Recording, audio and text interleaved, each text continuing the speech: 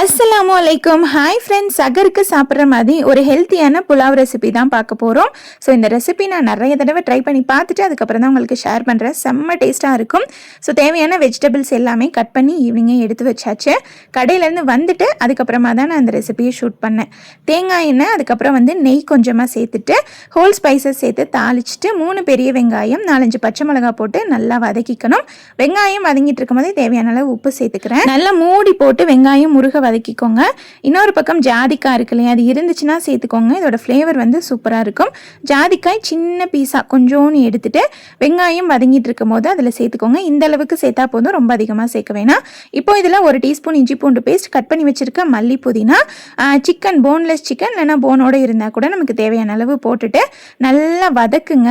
அந்த இஞ்சி பூண்டு பேஸ்ட்டு அதுக்கப்புறம் மல்லி புதினா எல்லாமே ஒரு வதக்கிட்டு அதுக்கப்புறம் தேவையான வெஜிடபிள்ஸ் சேர்த்துக்கலாம். நான் ப்ரோக்கோலி, அதுக்கப்புறம் கேரட்டு, பீன்ஸு, பச்சை பட்டாணி இது எல்லாமே சேர்த்துருக்கேன். இதை நல்லா ஒரு மிக்ஸ் கொடுத்துட்டு தேவையான அளவு தயிர் சேர்த்துக்கலாம். ஒரு 100 ml தயிர் நான் சேர்த்துட்டு நல்லா மிக்ஸ் பண்ணிக்கிறேன். இதை ரொம்ப நேரம் வதக்க வேணாம், எல்லாமே ஈஸியாக வேகிற காய் தான் இல்லையா. ஒரு 5 to 8 minutes மட்டும் மூடி போட்டு வதக்கிக்கலாம். இப்போது வதங்கினதுக்கு அப்புறமா கேப்சிகம் சேர்த்துக்கணும். கேப்சிகம் ஒன்றா சேர்த்துட்டிங்க அப்படின்னா குழஞ்சிடும். ஏன்னா கேப்சிகம் சீக்கிரமாக குக் ஆயிரும் இல்லையா. கேப்சிகம் சேர்த்துட்டு நல்லா ஒரு மிக்ஸ் கொடுத்துட்டு அரிசி வேகிறதுக்கு தேவையான அளவு தண்ணி சேர்த்துக்கலாம். 1 கப் ரைஸ்க்கு 1.5 கப் தண்ணி சேர்த்துக்கலாம். நான் பாஸ்மதி ரைஸ் தான் எடுத்திருக்கேன். தண்ணி சூடு பண்ணி ஊற்றணும் அப்படின்னா சீக்கிரமாக கொதி வந்துடும். இப்போ ஊற வச்சிருக்க பாஸ்மதி ரைஸ் சேர்த்துக்கலாம்.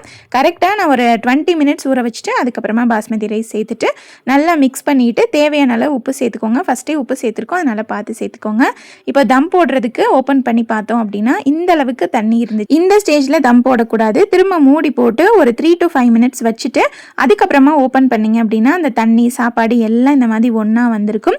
இப்போ ஒரு பழைய தோசை தவாவை நல்லா ப்ரீஹீட் பண்ணி வச்சுருந்தேன். அதுக்கு மேலே அந்த பாத்திரத்தை வச்சுட்டு மூடி போட்டு லோ ஃப்ளேமில் 15 minutes வச்சுட்டு அப்படியே அடுப்பை ஆஃப் பண்ணி விட்டுருங்க. திரும்ப அந்த சூட்லேயே ஒரு 1/2 hour வச்சுட்டு ஓப்பன் பண்ணுங்க. நான் அப்படியே விட்டுட்டு சஹர் டைம் தான் ஓப்பன் பண்ணுவேன். சாப்பாடு நல்லா பொழுன்னு சூப்பராக இருக்கும்.